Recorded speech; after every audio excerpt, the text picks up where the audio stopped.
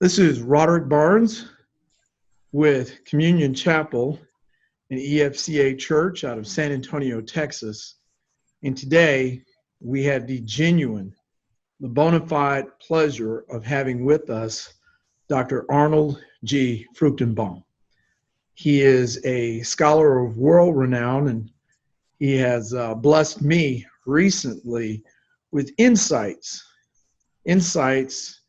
that you don't get apart from having a messianic, a Jewish view of what is in the scriptures. And Dr. Fruchtenbaum is with us here. And Dr. Fruchtenbaum, would you pray for this time and then be willing to put up with my questions? Sure. Thank you, sir.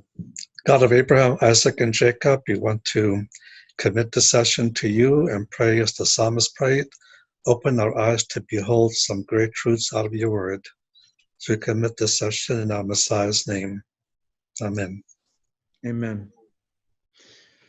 So I've had an opportunity to talk with Dr. Fruchtenbaum before now, and one of the things that was introduced to me early in our discussion was the value of a Jewish perspective on the scriptures. We have a number of questions, but that's going to be a theme. And so looking at our first question, what is the advantage, Dr. Fruchtenbaum, of the Jewish frame of reference for the New Testament? Great portions of the New Testament were not written from the framework of a Greek and Roman perspective, which is what most Bible schools and seminaries tend to teach. Certain parts were, like the second half of the book of Acts, comes from that Greek-Roman perspective. Many epistles, like Galatians, Ephesians, and so on, Corinthians, comes from that perspective. But certain crucial elements of the New Testament, like all four Gospels, come from a specific Jewish frame of reference. The book of Acts in chapters 1 through 12, and then chapter 15 and chapter 21 all come from that Jewish perspective. And certain epistles written from that Jewish perspective, specifically Hebrews, Jacob, 1st and 2nd Peter, and Jude. And it's got to be understood from that Jewish frame of reference to fully understand why they say what they say, why things happen the way they happen, and why things are just done the way they are done from a specific Jewish frame of reference. Thank you, sir. You mentioned Acts, Dr. Fruchtenbaum. You mentioned that in Acts, there's a certain part that has a Jewish frame of reference and another part that doesn't. Would you just take a moment to help us understand those divisions and why that is?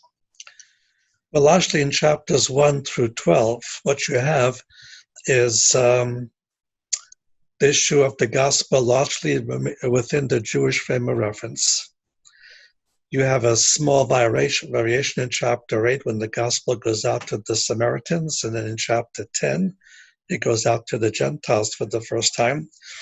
But even those sections have to be understood from the Jewish frame of reference, because when Peter wins these Gentiles, uncircumcised Gentiles, to the Messiah, it says he stayed with them and he discipled them, but also eats at the same table with them. And that was a Jewish no-no. So in chapter 11, verses 1 through 4, he goes back to Jerusalem, and he's an apostle, chief of the apostles, and the members of the congregation attack him for what he did. And you just have to understand the Jewish frame of reference that even the early Jewish believers did not yet understand God is not working in a new way. And so they're very upset at what Peter was doing. So the controversy died down for a while. What happens in chapters 13 and 14 is Paul does his first missionary journey. In every place he goes to, he's very careful to go to the Jew first. But the majority of the people who come to faith are the Gentiles, where he goes to after he's gone to the Jew first. Okay. And so from the believers among the Jews and Gentiles, he organizes them into a local congregation, a local church.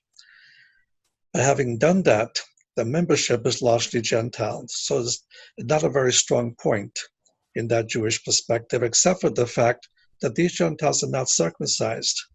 And many Jewish believers do not think that uncircumcised Gentiles were savable until they first were circumcised in keeping with the Mosaic law.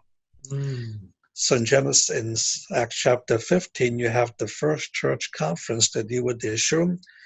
What do Gentiles need to believe or do for salvation? Yes, sir. And either before salvation or after salvation, are they obligated to undergo circumcision for themselves than the Mosaic law? And the Jerusalem Council finally had to deal with that issue extensively. And that sets the stage for the rest of the book of Acts. From then on, Paul deals with mostly Gentiles, always very careful. He always goes to a Jew first, always the synagogue first, before he hits the Gentiles. But he does so, and when you get finally to chapter 21, he comes to Jerusalem with an offering from the Gentile churches for the Church of Jerusalem to become poverty-stricken. And that's when his problems begin with the Jewish community in Jerusalem. So unless we understand the Jewish frame of reference and the book as a whole and the specific chapters within Acts, there's a lot we're simply going to miss. Yes, sir. Yes, sir. I really appreciate you explaining that. It makes me think about how in some of the Gospels, the writer will take pains to explain a phrase, Golgotha, which means place of the skull. Other writers don't do that. Is there a reason why we see in some Gospels more measures taken to explain terms that are clearly Jewish, and in others they do not? Well, Matthew is the one who doesn't need to do that very often because he's writing to a Jewish audience. The Jewish people know these traditions, they know these practices. So dealing with the issue of washing hands, for example, in Matthew's gospel, he doesn't provide any details. Mark's writing to a Gentile audience who may not know those details. So he has 4 or 5 verses that Matthew skipped because Matthew's writing to a Jewish audience that did not need to be told what that means. But the Markan audience, which was a Roman audience, did need to know that. Same principle. And Golgotha, a Jew would know what that means. It's an Aramaic name for the place of the skull. But Gentiles know no Hebrew, no Aramaic, so it has to be interpreted for them. And so the Gospels written to Gentiles have to make explanations. And so Luke has to do it, Mark has to do it, John has to do it, but Yes, they sir. do. Yeah. Okay. Oh, this is great. So I'm thinking now of John chapter 11, where we eventually see the raising of Lazarus from the dead. And John, the writer, the disciple whom Jesus loved, he talks about how Jesus loved Mary and Martha and Lazarus. But when the siblings make reference to Jesus' love for them, they use a verb that comes from phileo. But when John describes the love that Jesus had for them, the verb that he uses is from agapao. And I'm just wondering, that original conversation, did it take place in Greek or did it take place in Hebrew? And then how does he bring out the nuance between their concept of love brotherly and the love that Jesus actually had for them, agape? Well, because John was writing to a non-Jewish audience, which was Greek-speaking, he had to do the best he can. Jesus spoke to them mostly in Hebrew, mostly in Aramaic. Yes, sir. With some exceptions. Pilate did not know Hebrew or Aramaic, so with Pilate he spoke in Greek. With the disciples, he was speaking the Hebrew and Aramaic, but there are Hebrew equivalents. So for the word agape or agapao, the Hebrew word is ahava. And for the word phileo, the Hebrew word is ra'aya. And so ra'aya, like phileo, is a love of the emotions, the love of friendship. But the superior love is the ahava love, or in Greek, the the agape love, which is the love of the will. We are never commanded to phileo or to ra'aya everybody. We don't have that capacity. It's not a choice. It's how emotional makeup we have and people that we're in contact with. But the other love is viewed as always superior. It's the love of the will. You can choose to love the most unloving people that you can think of.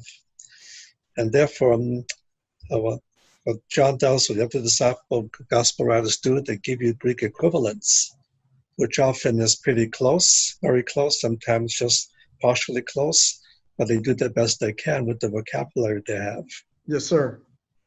Yes, sir. Oh, thank you for that explanation. So I've been reading that passage for years, and I just couldn't imagine that their conversation was in Greek. I thought it most likely was in Hebrew or Aramaic. And so you've answered a question for me. There are equivalent words in Hebrew, and that John was able to translate the nuance.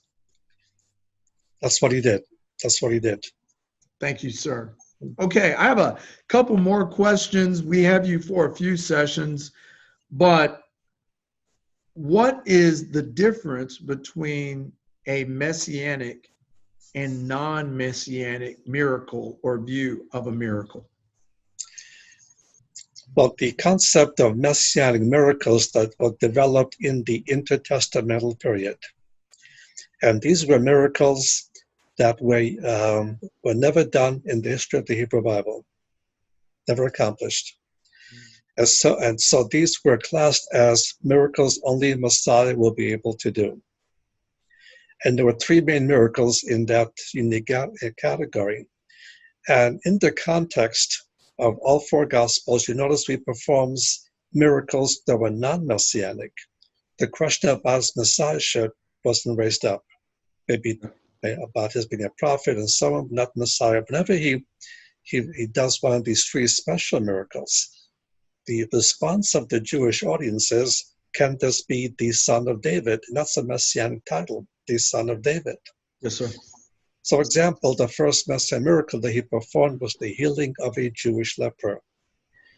Because in the history of the whole Hebrew Bible, there's no record of any Jew healed of leprosy following the Mosaic law.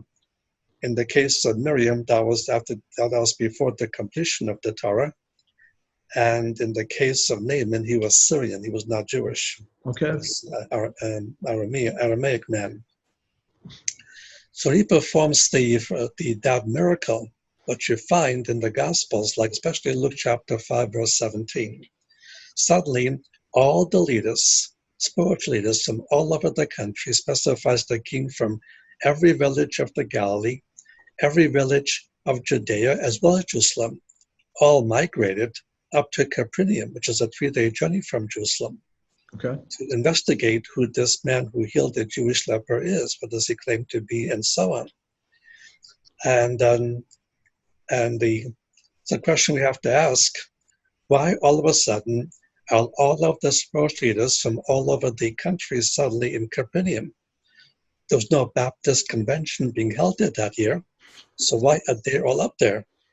That was their response to the previous segment of the Gospels, the healing of the Jewish leper.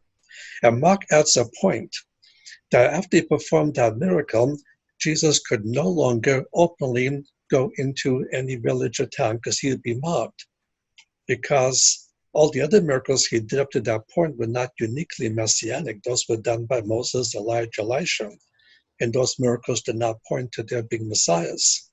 But this one did. And the context is when Jesus claimed to have the authority to forgive sins in a salvation sense, which is something only God can do. So between that miracle and the next Messiah miracle, everywhere Jesus goes, a Pharisee is sure to follow. Also notice in the account of of the elders there, the spiritual leaders there, they don't say anything. They stayed quiet because in the Jewish system of that day, if there was any kind of messianic movement of note, the Sanhedrin had to investigate the movement in 2 stages. The first stage was called the stage of observation. At this point, they could do nothing but observe. observers being said, taught, and done. They could ask no questions, they raised no objections. And all three of the gospel accounts that record that interchange. They never, the Pharisees only discuss among themselves. They don't raise any objection publicly. At that stage, they could not voice any public objection. This was the observation stage. And so when they came back to Jerusalem, they had to decree the movement of Jesus, the movement of Yeshua, is significant. So from that point, the second Messiah miracle, everywhere he goes, Pharisees are sure to follow, but this time they are asking questions, they are raising objections. Mm-hmm. The second miracle was casting out a dumb demon, meaning a mute demon. And why that's unique is because in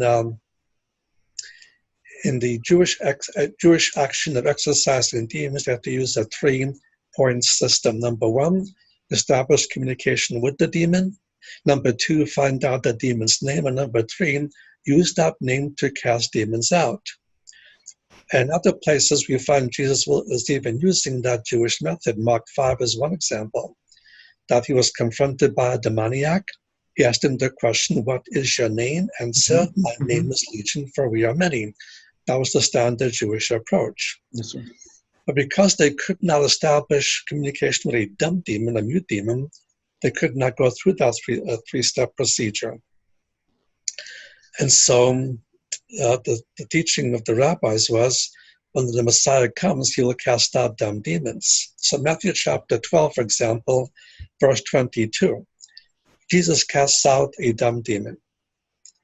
And verse 23, what is the question raised by the Jewish multitudes? Could this be the son of David? By that point of time, he already cast out all kinds of different demons. They never raised that question previously. The question they raised previously is, by what authority does he cast out demons? When he casts out a dumb demon, the nature of the question changes. And the answer, and the question is, could this be the son of David? Yes, sir. Since they were taught since they were kids, that's something the Messiah would be able to do. And the Pharisees had to come up with a unique explanation, and the explanation was, the reason he can do things no one else has ever done is because he's possessed, but not by a common demon. He's possessed by Beelzebub, the prince of demons. And that becomes their answer to that issue. And then the third unique miracle is healing someone that was born blind. Healing someone that went blind. It's not messianic. This was done in history. But here's someone that was born blind. That was never done before. It even tells you that in John chapter 9. Since the world began, it was never heard anyone opened the eyes of a man born blind. Yes, sir. Yes, And sir. there's your third messianic miracle. And so these were the unique miracles, and that helps to explain why the Jewish audience that saw these things responded the way they did. And sadly, most Gentile believers who are sitting in churches where have not been taught that Jewish perspective don't know why these things are happening the way they happen. Okay. So there are times where a miracle is performed and there is amazement, but it does not truly pique the curiosity of a Jewish audience with regard to whether or not he's the Messiah. Exactly. But then Every time his Messiahship came up is because of one of those three miracles. Okay. The first miracle being the forgiveness of sin. No. The healing of a Jewish leper. The healing of the Jewish leper. That led to his claim of being able to forgive sin in a salvation sense. Yes, but sir. the miracle itself is something they could see. Yes, sir. They couldn't see him forgiving someone's sins. It's not something visible. Yes, sir. But healing a Jewish leper, that was quite visible. Okay. And then the second miracle?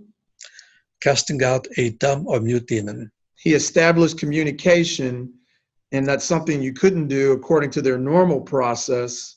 Well, in that context, he didn't bother establishing communication. He simply commanded the demon to go out. Just come out. I gave you the example of Mark 5, where he cast out the legion of demons. Yes, sir. There he used the Jewish method. Okay. In the Matthew 12 case, he didn't use any Jewish method. He simply commanded the demon to go out. But this was a new demon. He didn't use those steps. That's what made it so unique, and that's why the audience raised the question, could this be the son of David? Could this be the son of David? So in the first case, you're healing a Jewish person. Previously, we see other people healed, but Naaman was not a Jew. He was Aramaic. Yeah, So specifically healing of leprosy, not just healing. not just healing, but healing of leprosy in a Jew. In a Jew. Okay, and then we see the second miracle without having to establish Any a communication. name or anything else. He is able to do what the other exorcists what the could not. rabbis could not do, what the other exorcists could not do. Understood. But then in this last one, this particularly messianic miracle in the healing of a man who was born blind. And it's even mentioned in the conversation between the blind man and the rulers. It's never been heard since the beginning of the world. Exactly. Okay, understood. All right. Well, I appreciate you putting up with me being adult on some of these as I ask questions. I'm truly enjoying the explanation of the difference between a miracle and one that is particularly or especially or it is messianic, and that it piques the curiosity of the Jew with regard to the identity of Jesus. In particular, is he the Messiah? Right. You could tell the audience, for example, that every summer we have a special school in upstate New York. Okay. In the months of July and August. There's a 2-week curriculum, a 3-week curriculum, and the courses in the first 2 weeks and the next course 3 weeks, the 5-year cycle. Yes, sir. And then the 7th and 8th week, we have another curriculum for 2 weeks in a 5-year cycle. But the course in the 6th week is a 1-week course, 25 hours in 1 week, and the whole life of Messiah from a Jewish perspective. Hours in the morning and 2 hours at night, and we cover all those details. Yes, sir. And so, and living here in San Antonio, I can testify that July and August is a great time to leave the hot house, come up to beautiful upstate New York at the Rondecks, and enjoy much nicer weather during the summer months. You can come for 1 week up to all 8 weeks, depending how much time you have free. Yes, sir. So for those of us who are joining us, and this is not scripted, I have questions, but I am learning this with you as I listen to Dr. Fruchtenbaum. Dr. Fruchtenbaum, for those who are wanting to read up more on these particular things, you have a number of books out, but if they're picking a particular book that they would read in order to learn more about this Jewish frame of reference in the reading of the New Testament, which one would you recommend, sir? I suggest they would start with the one volume called The Life of the Messiah from Western Jewish Perspective. The one volume just deals with the Gospels. It doesn't give you the historical backgrounds. It doesn't give you any of my sources. It does tell you about them, because we don't quote the heavily Jewish sources, rabbinic sources, and so on. Then after reading the one volume, if people are interested in the sources and so on, then we have a 4-volume set that provides all of the sources, all of the quotations and so on. So you can go with the 4-volume first, or if that's too much, there's a lot of pages there. You can start with the shorter volume, which is abridged. And then if you're really interested, then you can go back to the 4-volume and get my sources. Okay, so if we want to get started and not be overwhelmed, not be mired in details that it's too early, trying to get the broader picture, you have an abridged harmony of the Gospels that brings together everything. But if we think we can handle it, then we could go for the 4-volume set. But I suggest if they get the 1 volume, they should also purchase with it the harmony of the Gospels. So they don't have to keep flipping back and forth between the 4 Gospels. The 4 Gospels are all on the same page. Yes, sir. So they can see. As far as the unabridged version, that has the harmony already in the books. You don't have to get the harmony. But the abridged version doesn't have that. And yes, therefore, it'll be helpful in trying to follow what's being taught, is to get the harmony and look at the section of harmony as you read through the volume on the Life of Messiah. Yes, sir. Well, I am blessed that you took the time Dr. Fruchtenbaum to be with us here today and to answer a few questions. And I am looking forward not only to more of the reading, I have a few of your books, but to our discussions where I have the benefit of having you explain these things. If you are going to recommend for those of us who are reading the gospel for the first time, we are not yet at the point of trying to pick a theological camp. We're just reading the gospel for the first time. Which gospel, sir, do you recommend? Well, I recommend Matthew. You recommend Matthew. Because most likely this was the first gospel, because all the gospel written to meet specific needs. The first need will rise among Jewish believers. Because up until the stoning of Stephen, the whole Messianic community pretty well stayed in Jerusalem, done the direct teachings of the apostles or eyewitnesses. So anyone wants to know what did Jesus say about this or that, they go to the apostle and get the information. But once Stephen was stoned, the Messianic community, for the most part, was dispersed. Right. So the first beat would be around Matthew. So he wrote and to meet that need. Yes, sir. And then be conscious, Mark is written to Romans, so the Roman culture controlled how he wrote his gospel. Then you have Luke writing to Greeks, and he's sensitive to Greek culture.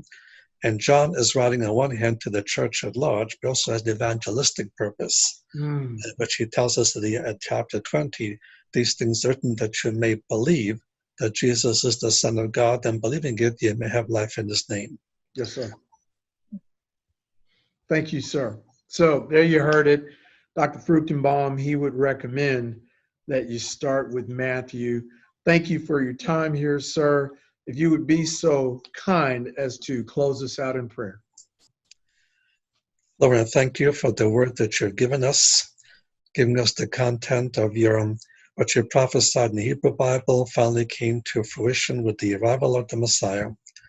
And we are grateful for what he suffered, what he died, and with his resurrection, that it was these things that provided salvation to all who believe. And so we are thankful to you for all these things now in Messiah's name. Amen. Amen. Thank you very much. For those of us who have an interest in more of this, we will have more episodes with Dr. Fruchtenbaum. Shalom.